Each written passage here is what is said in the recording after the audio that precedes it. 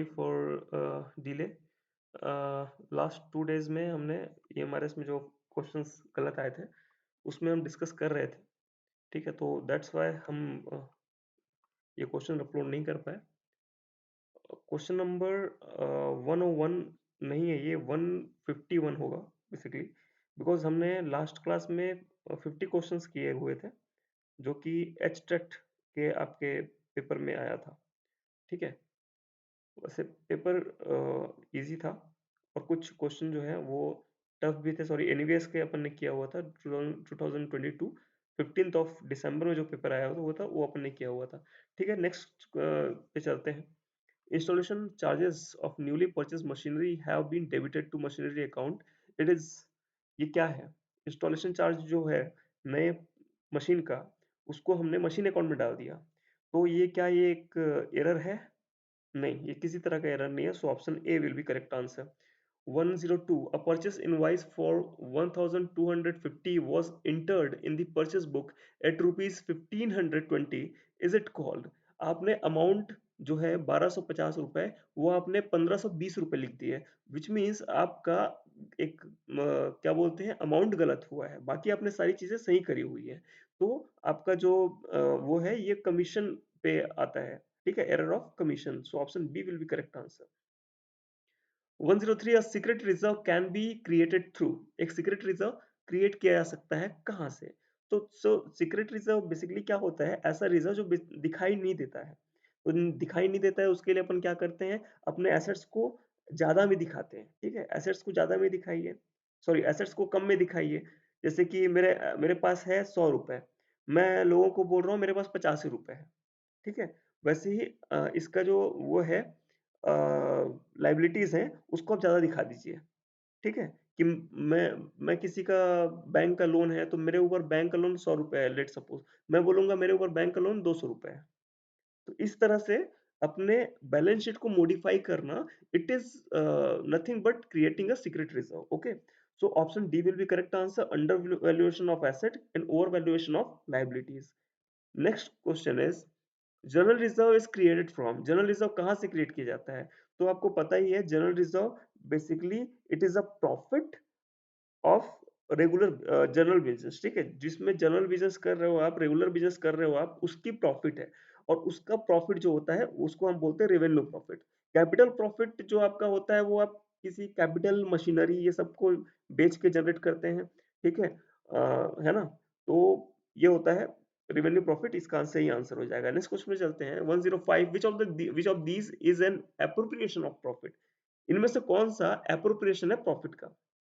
तो देखिए, appropriation of profit कुछ नहीं, जहां आप प्रॉफिट का बंटवारा करते हैं, ठीक है, उसको एप्रोप्रिएशन ऑफ प्रॉफिट बोला जाता है। So option C will be correct answer, provision for dividend. जब आप प्रोविजन बनाते हो डिविडेंड देने के लिए, तो एक तरह से आप प्रॉफिट को बांटने के लिए सोच रहे हैं। ठीक है, question number 106, pre incorporation profit is created to. Pre incorporation मतलब आपका आपका जो फर्म है, आपकी जो कंपनी है, वो बनी नहीं थी उस टाइम तक। तो आपने उस प्रॉफिट को करना क्या है, उसको आप भेजोगे कहाँ पे, उसको आप क्रेडिट कहाँ पे करोगे? तो इसको हम कैपिटल रिजर्व में क्रिएट कर देते हैं। ठीक है, क्योंकि ये स्पेसिफिक प्रॉफिट होती है which is not the part of this, which is not the part of this business. ठीक है, वो इस बिजनेस का पार्ट नहीं है, उसके पहले इनकॉर्पोरेशन के पहले का प्रॉफिट है। That's why it is called as capital reserve.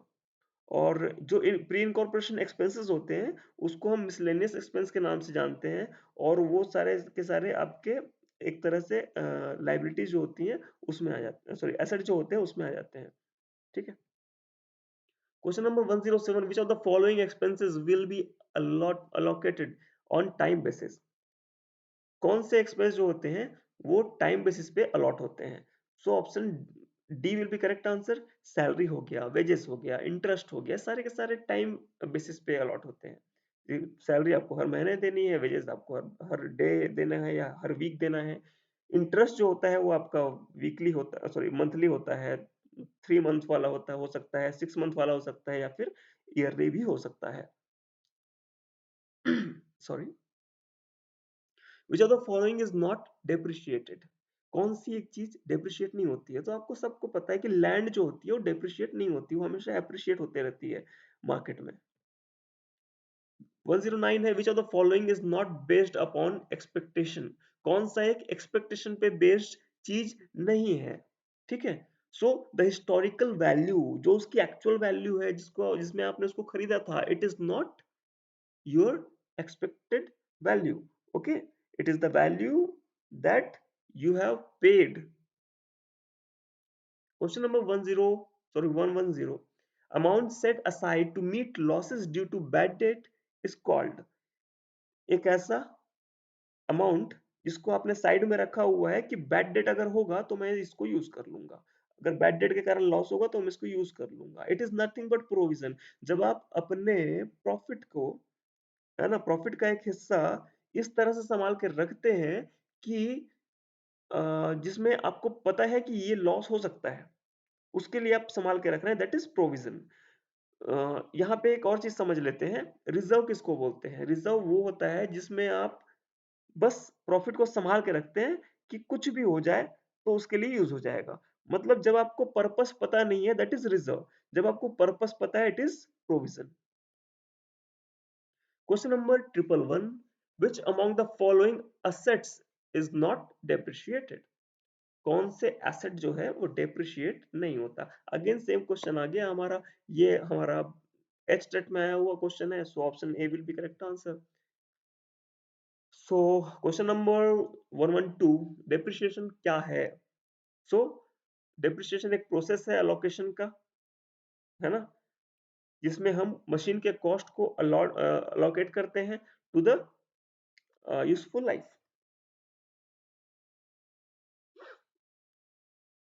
Which of the following statement is not appropriated for provision?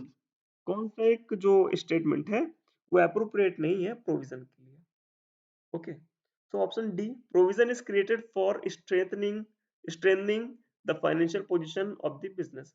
भैया ये रिजर्व होता है, ठीक है, रिजर्व जो होता है उसको हम क्रिएट करते हैं हमने अपने फाइनेंशियल पोजीशन के स्ट्रेंथनिंग के लिए, ठीक है। प्रोविजन हमारे फ्यूचर में अराइज हो सकने वाले लायबिलिटी के लिए है, ठीक है। Question 114, the cause of origin of depreciation? Depreciation के पैदा होने का कारण क्या है?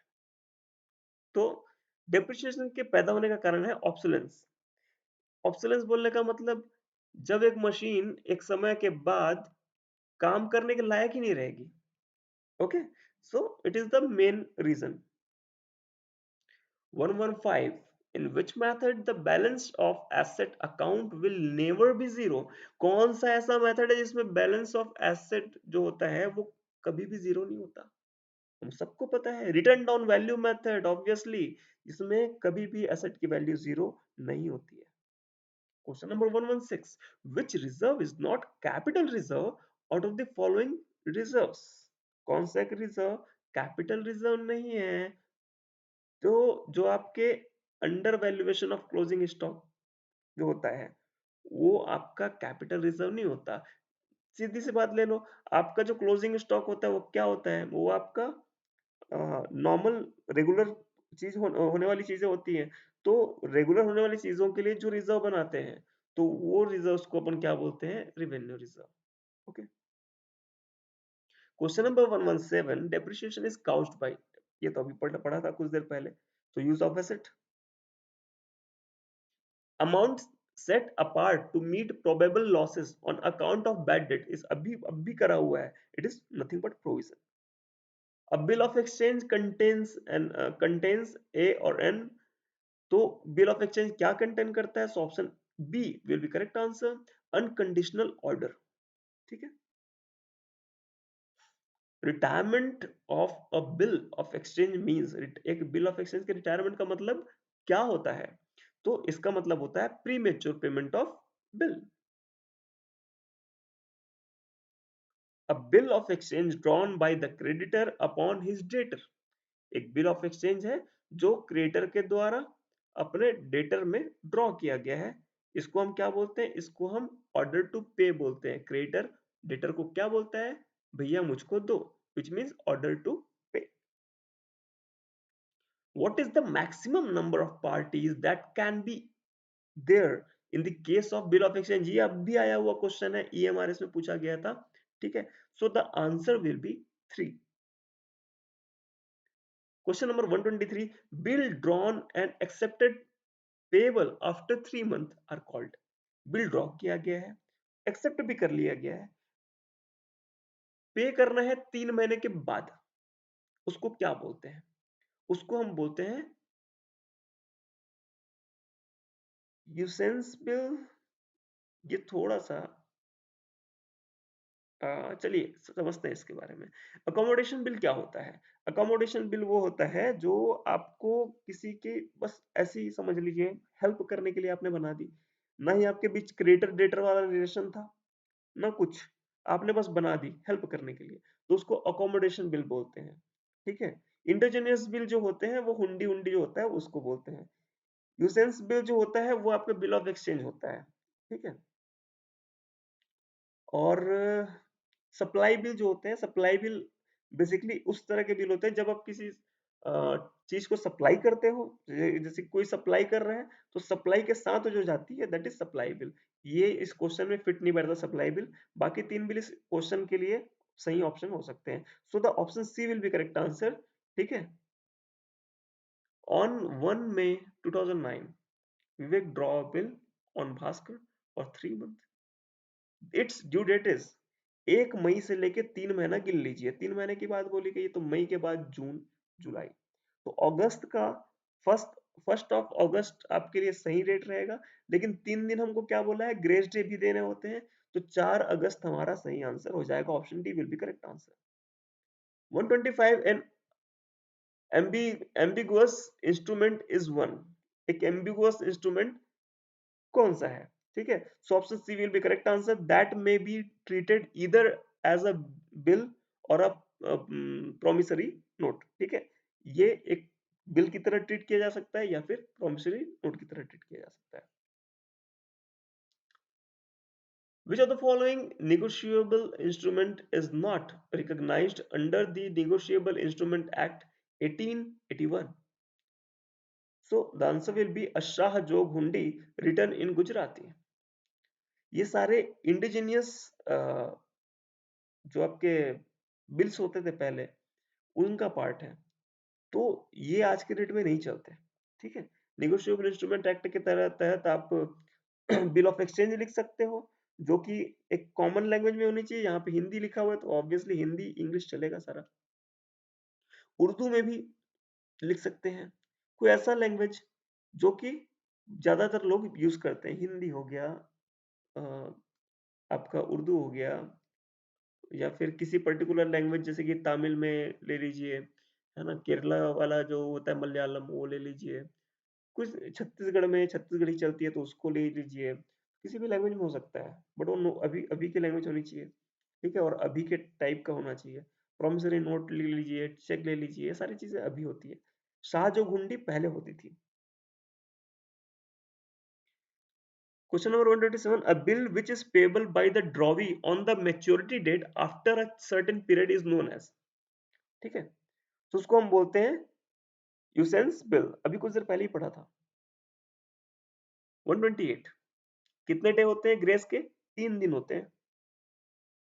129, which of the following statement is true? कौन सा एक स्टेटमेंट ट्रू है? तो बी वाला ट्रू है, ज्यादा गलत मत पढ़िए। A bill of exchange is drawn by the creditor. 130, on receiving the returning goods from the buyer, the seller sends, क्या सेंड करता है सेलर? तो वो क्रेडिट नोट सेंड करता है। सेलर क्रेडिट नोट सेंड करता है और बायर जब गुड्स रिटर्न करता है तो वो डेबिट नोट इशू करता है, ठीक है। Thank you so much for the day. I hope next class में मिलते हैं 30 क्वेश्चन के साथ। Thank you.